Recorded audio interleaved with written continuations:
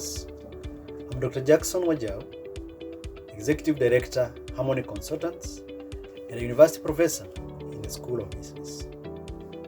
Today I'm introducing a new lesson in the organization theory, which is elements and types of organization structures. Elements and types of organization structures.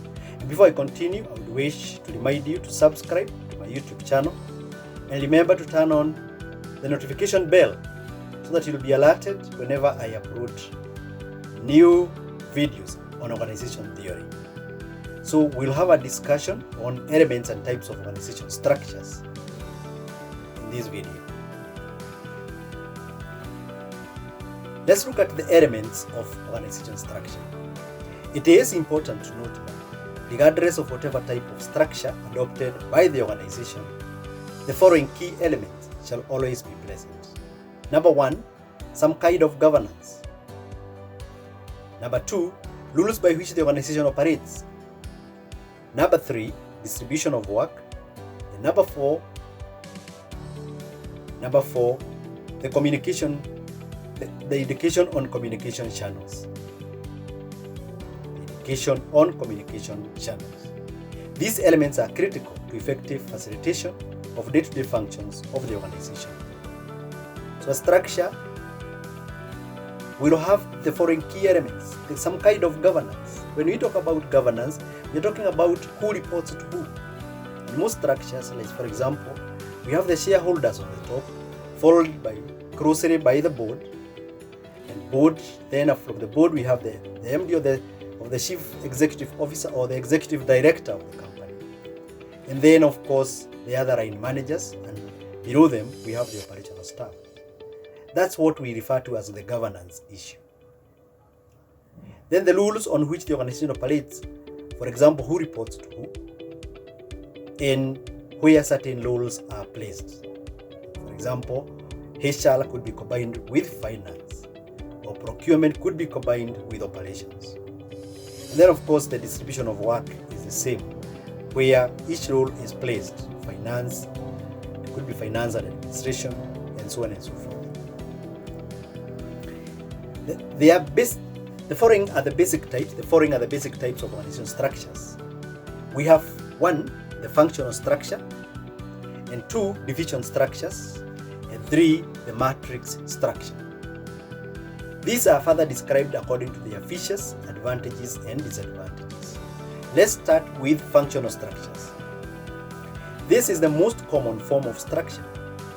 It depicts the organization according to its main activities and functions. It depicts or describes the organization according to its main activities and functions.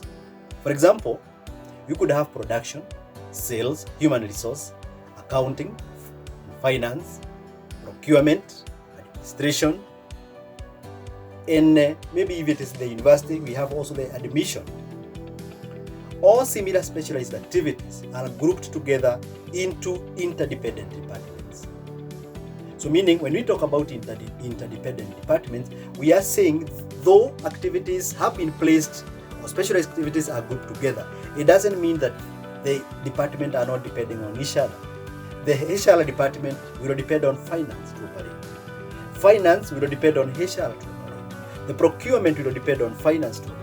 They will also depend on HR to operate. That's why we are saying they are interdependent departments. A manager is placed in charge. A manager is placed in charge of each department under the overall control of the senior manager or the owner of the company. A manager is placed in charge of each department under the overall control of a senior manager or the owner of the company. So for example, we could have a HR manager, a finance manager, a procurement manager, or even an operation manager. The main advantages of functional structures are 1, specialized resources are used efficiently.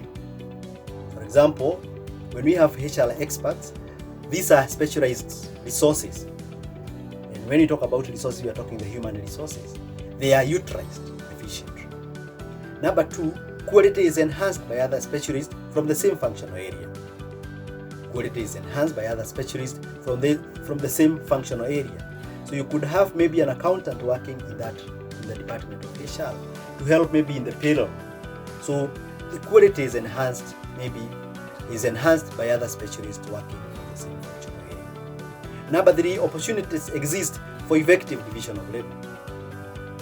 So there is division of labor because those who are specialized in procurement are put where they belong or where they have higher capacity to deliver. So there is higher opportunities exist for effective division of labor. Number 4, it involves a career structure that enables people to advance their functional specialization. So it helps also in career growth because you can be able to grow in your area of specialization. Number 5, it is also easier to manage specialists if they are grouped together and especially when the manager has the same experience. So it is easier to manage specialists if they are grouped together and especially when the manager has the same experience.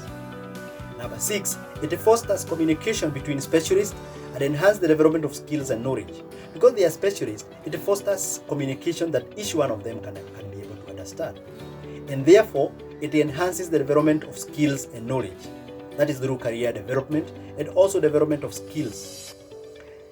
Number 7, it does not duplicate specialist resources throughout the organization, therefore promotes economies of scale. So we don't have a HR person working in every department. So we are able to save on cost of labor. This kind of structure is suited to conditions which emphasize functional specialization and where the environment is stable and where the technology is routine and requiring the interdependence between departments. But there are also a disadvantage of this kind of structure. The main disadvantage of functional structure is 1, inefficient coordination of functional departments. Sometimes because everybody is praised in their department, you could have so many departments such that the coordination becomes a problem. Number 2, responsibility for overall outcome is not clear. When you have a functional structure, people become selfish. They only talk about their department performance. So the responsibility for overall outcome is not clear. Number 3, interdepartmental conflicts often arise. Example, let's say you are in the HR, you are in finance, procurement. There will always be conflicts between the departments.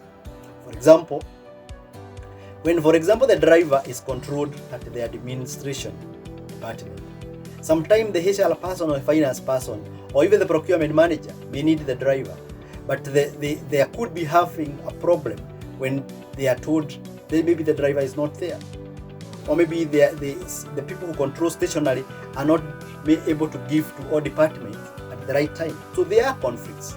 Conflicts usually arise, people fighting for space, sometimes saying you are working that whatever area that you are working on is a HR area, is a finance area, is a procurement area. That does not belong to you. Those conflicts are common. Then the other, number 4, there is retro creativity and innovation. There is retro creativity and innovation because people are working in areas that they have experience and they are specialized in that area. So there is no creativity.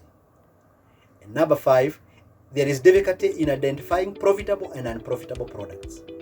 It's difficulty in identifying profitable and unprofitable products because you are working in different departments. So it becomes very difficult to know exactly because of the limitation in terms of several departments. Like for example, the product, we're only talking about product in the marketing department. So it becomes very difficult to identify profitable and unprofitable products. Due to these advantages, a more flexible and responsive form of structure is needed than the rigid functional type. Let's look at divisional structure, which is also referred to as holding company. By adopting a holding company or division structure, the disadvantages of functional structures are overcome. In this case, profit sectors based on particular product or geographical areas are created. Profit sectors based on particular products or geographical areas are created. It does not consider functional specialists, but rather groups activities according to a product or a geographical area. This ensures closeness to customers which is not possible with the functional structure. So this kind of structure does not consider functional specialists, but rather groups or activities according to a product or geographical area. So maybe each division will be staffed with all kind of professionals. So all of them cooperate to have profitable centers. The advantages of a divisional structure include: 1. It provides excellent coordination across functional departments. Number 2, since departmental units are small and self-contained, employees will identify with the product or a project rather than their own function. So people will most likely, because they are profit centers or geographical areas, they are going to identify with the product or project rather than their own function. And this kind of structure is well suited to changing environment. But of course, it has some disadvantages. The key disadvantages are: 1, there may be costly duplication of resources across departments, because every division, every geographical area will have all the professionals. So you might have a lot of duplication of resources in terms of human resource in several or across departments. Specialists may become isolated and fail to further their special skills. And the company, number 3, the company demand on people may cause stress. Company demand for people may cause stress. Number 5, the coordination across division is difficult because most of them are very huge departments. Division structure takes the form of product or geographical structures. In the product structure, people are grouped according to organization products. And in geographical structure, products are grouped according to sales area or regions that are closer to the customers. So today we are going to deal with those two structures. In my next video, we are going to discuss the matrix structure. Before I end this video, I would like to remind you to subscribe to my YouTube channel. And also please remember to turn on the notification bell so that you'll be alerted whenever I upload a new video.